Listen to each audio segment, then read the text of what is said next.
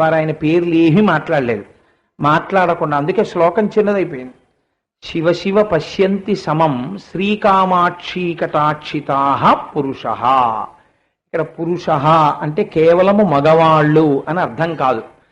కామాక్షీదేవి యొక్క అనుగ్రహమును పొందిన వారెవరో, ఆవిడ కటాక్షమును పొందిన వారెవరో, కటాక్షం అంటే క్రీగంటి చూపు, అమ్మవారి క్రీగంటి చూపు ఎవరి మీద పడినదో, అమ్మవారి కడగంటి చూపు ఎవరి మీద పడినదో వారు ఒక స్థితిని పొందినారు. అమ్మవారి కడగంటి చూపు పడితే ఐశ్వర్యం రావడమును విద్య రావడము పెద్ద విశేషం కాదు. వాటి గురించి చెప్పడం చాలా తక్కువ విషయాల గురించి చెప్పడం అవుతుంది. కాబట్టి ఇప్పుడు మూకశంకరులు ఏది చాలా గొప్పని చెప్తున్నారు. అమ్మవారి కటాక్షం పడినటువంటి వారు కొందరున్నారు, వారు ఒక వైభవమును పొందినారు. ఏమిటది? పాండిత్యమా? ఆయన చెప్పలేదు దాన్ని. లేకపోతే లక్ష్మీ కటాక్షమా? అసలు చెప్పలేదు ఆయన దాని గురించి. లేకపోతే దేహదారుఢ్యమా? అసలు మాట్లాడలేదు. చిరంజీవిత్వమా? చాలా కాలం ఆయుర్దాయంతో ఉండడమా? చెప్పలేదు. ఆరోగ్యంతో ఉండడమా? చెప్పలేదు.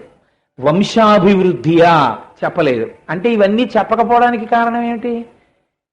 ఏది చెప్పిన తరువాత ఇవన్నీ దాని ముందు చిన్నవైపోతాయో అందుకని అది చెప్పి ఇవి చెప్పడం మానేస్తున్నాను. నేను చెప్పబోయే విషయం చాలా పెద్ద విషయం. నేను చాలా పెద్ద విషయాన్ని చెప్తున్నప్పుడు ఇవన్నీ వస్తాయా అని మీరు నన్ను అడగక్కర్లేదు ఇంకా. అందుకే శ్లోకం అంత చిన్నదైపోయింది. చిన్నదైన శ్లోకము పెద్ద విషయాన్ని ఆవిష్కరిస్తోంది. అనగా చాలా తక్కువ మాటలతో చాలా పెద్ద విషయాన్ని చెప్పడం, అది చాలా గొప్ప ప్రక్రియ సాహిత్యంలో. చెప్పే విషయం చాలా ఉంటుంది, కొన్ని వందల పేజీలు ఉంటుంది, కానీ చెప్పిన విధానం 2 మాటలలో ఉంటుంది. తత్వమసి అంటుంది ఉపనిషత్తు. తత్వమసి ఈ మహావాక్యానికి మీరు వివరణ చూశారనుకోండి, కొన్ని వేల పేజీలు వెళ్ళిపోతుంది. కొన్ని వేల పేజీల వివరణని కేవలము తత్వమసి అంటుంది. అలా ఇవాళ ఇది ఒక మహావాక్యము లేదా ఒక గొప్ప విషయాన్ని మీకు ఆవిష్కరిస్తున్నటువంటి శ్లోకము. ఏమిటా విషయం? అమ్మవారి కటాక్షం పడింది కొంతమంది మీద. ఎవరు వారు? నేను చెప్పను. ఆయన ఏం చెప్పలేదు పేర్లు. నేను చెప్పనంటే మూకశంకరులు చెప్పలేదు. వారు ఏం పొందారు మరి అమ్మవారి కటాక్షం పడితే? శ్రీకామాక్షి కటాక్షితా పురుష. ఇది మొదటి పాదం. అమ్మవారి కటాక్షము పడినటువంటి వారు కొందరున్నారు. వారి యందు నేను ఒక విషయాన్ని చూశాను, అమ్మవారి కటాక్షము పడిన వారి యందు. ఇప్పుడు మనందరికీ ఒక కుతూహలం కలుగుతుంది. ఏం కుతూహలం కలుగుతుంది? ఏమంటే కంచిలో ఉండేటటువంటి కామాక్షి అంటే సాక్షాత్ పరాశక్తి జగదంబ. అమ్మవారి కటాక్షము ప్రసరించిన వారి యందు ఏమి కలుగుతుంది అంటే సాధారణంగా మనకి జ్ఞాపకం వచ్చేవి ఇందాక నేను చెప్పిన లిస్ట్ అంతా జ్ఞాపకం వస్తుంది. అవి కాదయా, అవి చాలా అల్పమైన విషయాలు, అవి పెద్ద చెప్పుకోవలసినటువంటి విషయాలు ఏమీ కాదు. ఒక మహానుభావుడు ఓపెన్ హార్ట్ సర్జరీ చేసేస్తాడు.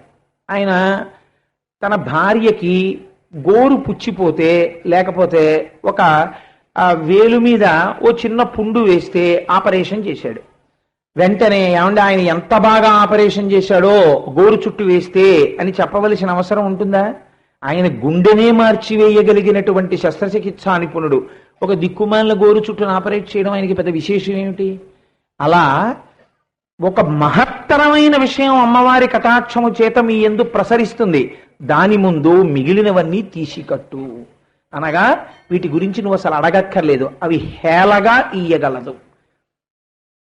అరే బాగుందండి, ఏమిటి పొందారా పురుషులు మాకు చెప్పండి అయితే అంటే మూకశంకరులు అన్నారు, పశ్యంతి సమం, నేను చూచితిని. ఏమిటి చూశారు? అమ్మవారి కటాక్షము పడిన వారందరూ సమబుద్ధిని కలిగి ఉండడం నేను చూశాను. ఇప్పుడు మీరు విచారణ చేయవలసి ఉంటుంది. నేను మీకు నిన్నటి రోజున ఒక విషయం చెప్పాను. మూక పంచశతిలో ఉండేటటువంటి శ్లోకములు కేవలం దాని తాత్పర్యం 2 లైన్లు మీరు చదువుకున్నారనుకోండి, దాని వలన ప్రయోజనం ఉండదని నేను అనను, కానీ అది పూర్ణ ప్రయోజనమని నేను అనను. మూకశంకరులు ఏ ప్రయోజనాన్ని ఉద్దేశించి మీకు ఈ శ్లోకము చెప్పారన్న విషయం మీరు ధ్యానము చేస్తే, మీరు ఆ దారిలో నడిస్తే మీరు దాని ప్రయోజనాన్ని ఉత్తరక్షణమునందు పొందుతారు. కాబట్టి ఇప్పుడు ఆయన ఉద్దేశ్యం ఏమై ఉండాలి? సమభావనని అమ్మవారి కటాక్షము చేత పొందినటువంటి మహాపురుషులు మీకు స్ఫురణలోకి రావాలి. సమభావన పొందిన వారు అంటే దేని యందు సమభావనము? సమభావనము అంటే చాలా ఉంటాయి లోకంలో. ఇప్పుడు నేను ఈ మైకుకి దీనికి నేను కూర్చున్న ఆసనానికి అభేదము, ఈ రెండు సమానము అన్నాను అనుకోండి, అదో పెద్ద అయోమయ స్థితి. కాబట్టి ఏ సమానత్వం గురించి మీరు మాట్లాడుతున్నారు? మీరు కూడా రాజ్యాంగంలోనూ లేకపోతే రాజకీయ నాయకులు మాట్లాడే సమానత్వం గురించి ఏమైనా మాట్లాడుతున్నారా? ఇక్కడ మాత్రం వివరణ ఇచ్చారు ఆయన. ఏ సమానత్వాన్ని అమ్మవారి కటాక్షంగా పొందారో చెప్తున్నారు. విపినం భువనం, అమిత్ర మిత్రం, లోష్టంచ యువతి బింబోష్టం. మూడు విషయాలు చెప్పారు. ఈ మూడు వాళ్ళకి సమానంగా ఉంటాయి. ఏమిటి ఆ మూడు? ఒకటి విపినం భువనం, వారికి అరణ్యము అంతఃపురముగా కనపడును. 2 అమిత్ర మిత్రం. మనం లోకంలో ఏమంటాం? అదే పనిగా నేను ఎప్పుడూ ఒకరి పేరు ఎత్తకపోయినా ఒకరు నన్ను తిట్టడమే ప్రయోజనంగా పెట్టుకుని ఉన్నారనుకోండి, అప్పుడు మీరు ఏమంటారు? కొన్నాళ్ళు చూసిన తర్వాత, ఈయన ఎప్పుడు ఆయన గురించి మాట్లాడితే ఆయన ఎప్పుడు ఈయన గురించి మాట్లాడతాడు ఏమిటండి, ఖచ్చితంగా ఆయనకి ఈయన మీద ద్వేషం ఉండాలి అంటారు కదా. ఆయనకి ఏదో కోపం లేకపోతే ఎందుకంటే ఈయన తిట్టడం ఎందుకు, ఈయన ఎప్పుడు తిట్టలేదు కదా అంటారు. ఇప్పుడు అమిత్రమిత్రం, అవతలవాడు అమిత్ర భావన యందున్నాడు, కానీ ఈయన మాత్రం మిత్రభావన యందే ఉన్నాడు. ఈయనకి శత్రుత్వం కనపట్టలేదు, ఈయనకి మిత్రభావనే కనపడుతోంది. ఆయన తిడుతున్నా కూడా ఆయనకి అంత యువతలాయన ఓర్పు పట్టి అవతలాయనని ఏమీ అనకపోయినా ఆయనకి మాత్రం శత్రుభావన కనపడుతోంది యువతలవాణి యందు. ఈ స్థితిని పొందగా నేను చూశాను. అమిత్రమిత్రం, లోష్టంచ యువతి బింబోష్టం. ఒక నవయవ్వనంలో ఉన్నటువంటి యువతి యొక్క అధరమును చూసినప్పుడు ఆ అధరమునకు మట్టి బెడ్డకు మధ్య తేడా లేదన్న సమానత్వమును పాటించిన వారిని నేను చూశాను. ఈ 3 సమానత్వములు అమ్మవారి యొక్క అనుగ్రహము చేత వారి యందు ప్రసరించినవి అని చెప్పి వదిలేశారు ఆ శ్లోకం. ఇప్పుడు ఏమై ఉండాలి దాని తాత్పర్యం అంటే, మీరు కొంచెం జాగ్రత్తగా ఆలోచన చెయ్యాలి. ఎవరు మాట్లాడుతున్నారు? మూకశంకరులలో ప్రవేశించి కంచి కామాక్షి అమ్మవారు మాట్లాడుతున్నారు. కంచి యందు మీరు వెడితే చూడవలసినటువంటివి 2 ఏకకాలమునందు ఉంటాయి. 2 ఏమిటి? అనేకం ఉంటాయి. కంచి యందు కంచి కామాక్షి అమ్మవారు, ఏకాంబరేశ్వరుడు, ఆ కంచిలో ఉండేటటువంటి విష్ణు స్వరూపం వరదరాజస్వామి వారి దేవాలయం, కంచిలో ఉండేటటువంటి పీఠం, ఇవన్నీ ఉంటాయి. అయితే కంచియందు దేవాలయంలో ఉన్న అమ్మవారి పేరు కామాక్షి. కంచిలో ఒక విచిత్రం ఉంది. 1000 గుళ్ళు ఉన్నాయి కంచిలో. కానీ ఏ గుడిలోంచి ఊరేగింపు జరిగినా కూడా ప్రదక్షిణంగా మాత్రం అమ్మవారి గుడికే ప్రదక్షిణంగా పెడతాయి. కంచి దేవాలయానికి ఉన్న గొప్పతనం ఏమిటంటే, మీరు కంచి దేవాలయం లోపలికి వెళ్ళాక ప్రదక్షిణం చేయడం కుదరదు. కంచి దేవాలయం లోపలికి వెడితే ఏ ద్వారంలోంచి బయటికి వెళ్ళడం కుదరదు. ఎందులోంచి వెళ్ళారో అందులోంచే బయటికి రావాలి. వీటన్నింటి వెనక కొన్ని రహస్యాలు ఉంటాయి. ఇప్పుడు అది నా విషయం కాదు కాబట్టి నేను వాటి జోలికి వెళ్ళను కానండి. కాబట్టి ఇప్పుడు ఆ కంచిలో కామాక్షి అమ్మవారు ఉంది. కంచిలో కామాక్షి అమ్మవారు ఉంటే ఆ కామాక్షి అమ్మవారే శంకర భగవత్పాదాచార్య స్వామి వారి చేత ఒక పీఠదేవతగా పక్కనుంది. ఆవిడ పేరేమిటి? కామకోటి. మీరు కొంచెం జాగ్రత్తగా ఆలోచించాలి. కంచి గుడిలో ఉంటే కామాక్షి, కంచి పీఠంలో ఉంటే కామకోటి. మీరు కంచి పీఠాన్ని ఏమని పిలుస్తారు? కంచి కామకోటి పీఠాధిపతులు శంకర భగవత్పాదాచార్య, జగద్గురు శ్రీ శ్రీ శ్రీ చంద్రశేఖర పరమాచార్య స్వామి గాళ్ళు అంటారు. అంటే ఇప్పుడు కంచి పీఠాధిపతుల గురించి చెప్పినప్పుడు కంచిలో పీఠాన్ని ఏమని పిలుస్తారు? కంచి కామకోటి పీఠం అని పిలుస్తారు. అమ్మవారి పేరేమిటి? కామకోటి. అంతే. ఏమిటి కామకోటి ఏమిటి? కామకోటి అంటే కామహ అంటే మన్మధుడు కాబట్టి 1,000,000 మంది మన్మధుల యొక్క అందముతో కూడినటువంటి అమ్మవారన. దేని గురించి మాట్లాడుతున్నారు మీరు కామకోటి అంటే?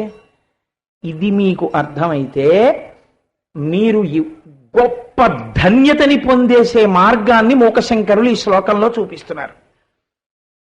కామకోటి అన్న మాటకు ఒక అర్థం ఉంది.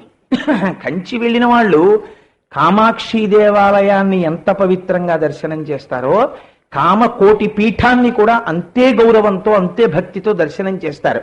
అందున 68వ పీఠాధిపతులైన చంద్రశేఖరేంద్ర సరస్వతి స్వామి వారు పీఠాధిపత్యంలో ఉన్నప్పుడు నడిచే దేవుడే. భారతదేశం మొత్తం నుంచి ప్రపంచవ్యాప్తంగా ఆయన దర్శనానికి వచ్చేవారు. నేను ఒక మాట చెప్తాను, సనాతన ధర్మమునందు బౌద్ధ మతం యొక్క వాదనని ఖండిస్తుంది. సనాతన ధర్మం శంకర భగవత్పాదాచార్యులు బౌద్ధ మత సిద్ధాంతాన్ని అంగీకరించలేదు, ఖండన చేశారు, శూన్యవాదాన్ని. అటువంటి బౌద్ధ మతానికి ప్రపంచవ్యాప్తంగా అధిపతి దలైలామా. ఆ దలైలామా చంద్రశేఖర పరమాచార్య స్వామి గురించి ఒక మాట అన్నారు, ఈ శతాబ్దం మొత్తం మీద నిజమైన సన్యాసి అంటూ ఎవరైనా ఉంటే అది చంద్రశేఖర పరమాచార్య ఒక్కరే. ఎవరు చెప్పారు ఈ మాట? బౌద్ధ మతాధిపతులైనటువంటి దలైలామా. చంద్రశేఖర పరమాచార్య పూజ చేస్తుంటే అమ్మవారిని చంద్రమౌళీశ్వరలింగాన్ని అక్కడ పెట్టి, మారేడు దళాలు పాత్రలో అక్కడ పెట్టి, మూడాకులు లేని మారేడు దళాలు 5 మీరు వాటిలో కలిపేసి అక్కడ పెడితే, ఆయన తాదాత్మ్యంతో మారేడు దళాలు తీసివేస్తే 5 మూడాకులు లేకుండా మీరు పెట్టిన మారేడు దళాలు ఉంచిన పాత్రలో అడుగులు ఉండిపోయేవి, 1,00,000 బిల్వాల్లోనూ. ఆయన పూజ చేయడంలోనే 3 ఆకులు లేకపోతే ఉండిపోయేవి కింద. అంత తాదాత్మ్యంతో చేసేవారు ఆయన. చంద్రశేఖరులు ఎక్కడైనా పూజ చేస్తే ఆ పూజ చూడ్డానికి వెళ్ళేవారు, అంతటి మహాపురుషుడైన. అలాంటి వాయిద్యాలు, అటువంటి మంగళతూర్యాలు మోగుతుండేవి. నేను ఒక్క మాట చెప్తాను పరమాచార్య స్వామి గురించి. ఒకానొకప్పుడు హైదరాబాద్ నవాబ్ గారి కుటుంబంలో ఒక పెద్ద విషాదం జరిగింది. అందుచేత వారి కుటుంబంలో విషాదం జరిగింది కాబట్టి హైదరాబాద్ సంస్థానంలో ఎక్కడా కూడా, ఆ చుట్టుపక్కల ప్రాంతాల్లో రాజ్యంలో ఎక్కడా మంగళవాయిద్యం మ్రోగించడానికి వీల్లేదు, సంతాప దినాలైపోయేంత వరకు అని ఫర్మానా జారీ చేశారు. అదే సమయంలో చంద్రశేఖర పరమాచార్య స్వామి హైదరాబాద్ వెళ్ళారు. శంకర మఠంలో పీఠ పూజలు జరుగుతున్నాయి. సాయంకాలం పీఠ పూజ జరుగుతున్నప్పుడు మంగళవాయిద్యాలు మోగిస్తారు. చంద్రశేఖర పరమాచార్య స్వామి వారు హైదరాబాద్ వచ్చారని తెలుసుకున్నటువంటి మహమ్మదీయ ప్రభువులు చంద్రశేఖరులు అడగకుండా ఒక ఫర్మానా జారీ చేశారు, ఒక్క చంద్రశేఖరుల యొక్క పీఠార్చన యందు మాత్రము మంగళవాయిద్యములు మ్రోగవచ్చు. అంటే మీరు చంద్రశేఖర పరమాచార్య స్వామి వారి యొక్క గొప్పతనాన్ని ఆలోచించండి. కంచి కామకోటి పీఠానికి కామకోటి అన్న పేరు ఎందుకు కలిపారో తెలుసా అండి శంకరాచార్యుల వారు? కామహ అన్న మాటకు సుఖము అని అర్థం. సుఖము అంటే ఏది సుఖము? నాకొకటి సుఖంగా ఉంటుంది, మీకది దుఃఖంగా ఉంటుంది. ఒక ఉదాహరణ చెప్తాను. మంచి శీతాకాలంలో నా కర్మకాలి నేను నిడదవోల్లో ఉద్యోగం చేస్తూ షటిల్ చేసే రోజుల్లో రైల్లోకి ఎక్కి చలిగా లేస్తుందని గ్లాసెస్ దింపగానే చలికి తట్టుకోలేక ధూమపానం అలవాటు ఉన్నటువంటి వ్యక్తి సిగరెట్ ముట్టించేవాడు. నాకు అలోమని ఏడుపు వచ్చేది. ఆ పొగ బయటికి వెళ్ళదు, కిటికీ తీస్తే చలిగాలి. ఈయనేమో చలిగాలికి ఈయనకి సుఖమేమిటి? ధూమపానం. నాకు దుఃఖ కారణం ఏమిటి? ఆ ధూమపానం. ఇప్పుడు ఒకరికి సుఖం, ఒకరికి దుఃఖం. కాబట్టి సుఖము అన్న మాటకి అన్ని వేళలా ఒకటి సుఖమని మీరు చెప్పగలరా? ఒకరి సుఖము, ఒకరికి దుఃఖము. మరైతే సుఖం అన్న మాటకి అర్థమే అసలు శాస్త్రంలో అంటే మీ ఇంద్రియములు మీకు సుఖమని చెప్పినవి సుఖములు, అంతే. That's all. ఎంత గొప్పగా ఉంటుందో చూడండి మన శాస్త్రం మాట్లాడేది. మీ తన్మాత్రలు మీరు అనుభవించినప్పుడు అవి సుఖము అని మీ మనస్సు అందనుకోండి, అది సుఖము. ఉదాహరణకి శబ్ద, స్పర్శ, రస, రూప, గంధ అని 5 తన్మాత్రలు ఉంటాయి. ఈ 5 సుఖాలుగా మారిపోతుంటాయి. ఇప్పుడు ఈ ఉపన్యాసం వినపడుతోంది అనుకోండి, ఒక ఆయన అంటాడు, ఏటంటే దిక్కుమాలినాడు, ఏటా ప్రసంగం ఏంటి, ఎందుకంటే ఇవన్నీ అనవసరం తప్ప వీళ్ళందరినీ పాడు చేయడం, ఏదో చక్కగా పని చేసుకోవచ్చు కదా, ఎందుకండి ఇవన్నీ అంటాడు. మీ అందరికీ ఏమైంది? ఇది పనికొచ్చేదయింది. కాబట్టి ఇప్పుడు ఈ ధ్వని, ఈ శబ్దము మీకు సుఖ కారణము, ఈ శబ్దము వేరొకడికి దుఃఖ కారణము. ఒక శబ్దము ఒకడికి సంతోష కారణము, ఒక శబ్దము ఒకడిని మార్చేస్తుంది అసలు జీవితాన్ని. అందుకే శబ్దాన్ని గురించి మాట్లాడితే మనం శబ్ద బ్రహ్మమయి, శబ్దము బ్రహ్మమే అంటాం. మీ జీవితంలో మీకు ఒక మాట వినపడితే ఆ మాట మీ జీవితాన్ని మార్చేసే రోజులు ఉంటాయండి ఆశ్చర్యకరంగా. నేను ఫలానా వారి దగ్గర ఒక మాట విన్నానండి, అప్పటి నుంచి నా జీవితం మారిపోయింది అంటాడు ఒక్కొక్కడు. నేను మీకు ఒక ఉదాహరణ చూపిస్తాను, ఎలాగో ఆ మాట అన్నాను కాబట్టి. రాజా రామ్మోహన్ రాయ్ యొక్క జీవితం అంతా మారిపోవడానికి కారణం ఒకే ఒక కేక. తెలుసా అండి? మీరు రాజా రామ్మోహన్ రాయ్ ఆటోబయోగ్రఫీ చదివితే ఆశ్చర్యపోతారు. రాజా రామ్మోహన్ రాయ్కి అన్నయ్య గారు ఉండేవారు, మంచి ఆరోగ్యవంతుడు. వదిన గారు ఉండేది. ఒక కొడుకుని ఎలా చూస్తుందో తల్లి అంత ప్రేమగా చూసేది ఆవిడ మరిదిని. హఠాత్తుగా ఏ అనారోగ్యం లేకుండా ఆయన గుండెపోటు వచ్చి అన్నగారు చచ్చిపోయాడు రోజున. వదిన గారు మంచి యవ్వనంలో ఉంది, ఇంకా పాపం వాళ్ళకి పిల్లలు కూడా లేరు. ఆ రోజుల్లో సతీ సహగమనం అమల్లో ఉంది. భర్త చచ్చిపోతే భర్త యొక్క చితి మీద భార్య కూడా దూకెయ్యాలి అనేటటువంటి ఒక గట్టి నమ్మకంతో కూడినటువంటి ఆచారం ఆ రోజుల్లో పాటించేవారు. దాని మీద ఈవిడ్ని కూడా భర్త శవంతో పాటు బాబోయ్ నన్ను తీసుకెళ్లొద్దని చెప్తున్నా కూడా వినకుండా కలిపి కట్టేసి తీసుకెళ్లిపోయారు. ఏడుస్తూ రాజా రామ్మోహన్ రాయ్ వెనకాల వెళ్ళాడు. ఈవిడ్ని చితి మీద పెట్టేసి ఆవిడ భర్తతో పాటుగా అగ్ని సంస్కారం చేస్తే రాజా రామ్మోహన్ రాయ్ని ఉద్దేశించి ఆవిడ చితిమించి లేస్తున్నప్పుడు ఆవిడ్ని తోసేసినప్పుడు మంటల్లో కాలిపోతూ అరిచిన అరుపులు రాజా రామ్మోహన్ రాయ్ జీవితాంతం గుర్తుండిపోయాయి. సతీ సహగమన నిషేధమే తన జీవిత ప్రయోజనంగా తన జీవితాన్ని నడిపించుకుని ఆ చట్టం తేవడానికి అంత ఉద్యమం చేశాడు తన వదిన కేకకి. ఇప్పుడు చెప్పండి, శబ్దము బలవత్తరమైనది అవునా కాదా? మన శాస్త్రాలు అందుకే అంత జాగ్రత్తగా మాట్లాడతాయి. శబ్దము ప్రతివాడు చేస్తాడు. తేరగా దొరికేది ఏమిటంటే నోరొక్కటే. పనికి మాలిన మాటలు మాట్లాడే వాళ్ళందరి పక్కకి మీరు చేరారనుకోండి, మీ జీవితాలే పాడైపోతాయి. సత్సంగత్వే నిస్సంగత్వం నిస్సంగత్వే నిర్మోహత్వం నిర్మోహత్వే నిశ్చలతత్వం నిశ్చలతత్వే జీవన్ముక్తి. నోరు విప్పితే పనికొచ్చే మాట మాట్లాడేటటువంటి వాడితో మీరు కలిశారనుకోండి, తెలియకుండానే మీ జీవితాలు మంచి మార్గంలోకి వెళ్ళిపోతాయి. కాబట్టి శబ్దము చాలా ముఖ్యము. కానీ ఆ శబ్దమే మీకు సుఖహేతు అయిపోయింది అనుకోండి, అస్తమానం పాటలు వినడం, దానికి అర్థం పర్థం ఉండదు. రోడ్డు మీద 2 వీలర్ డ్రైవ్ చేస్తూ కూడా బనీన్లో ఓ టేప్ రికార్డర్ ఏదో పెట్టుకుని ఇయర్ ఫోన్స్ పెట్టుకోవడం, వాడు చేస్తాడు, రెండో వాడిని చంపుతాడు.